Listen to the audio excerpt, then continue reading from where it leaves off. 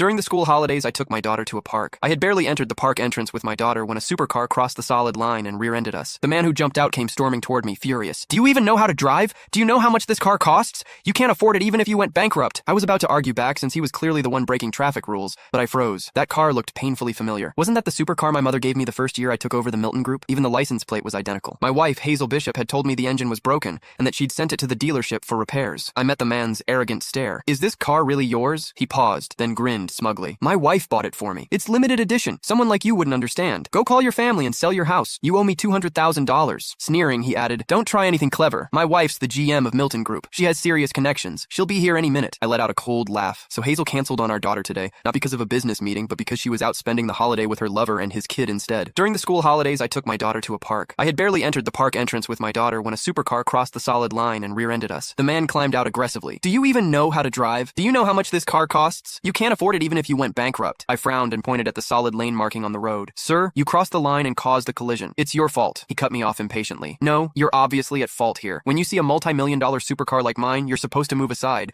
Now pay me for the damages." I almost laughed from disbelief. Great, a professional bully. I pulled out my phone to call the traffic police. Before I could dial, the man, Saul Matthews, shot me a contemptuous look and grabbed my wrist, stopping the call. "Calling the cops won't help. My wife has serious connections. I want $200,000 right now. Call your family and sell your house. If you make me mad, I'll ruin you." He was being completely unreasonable. He caused the accident, but he kept shouting like the victim. A crowd quickly gathered around us. Someone gasped. "I've seen that car on TV. Only 50 exist worldwide, and it's worth $10 million.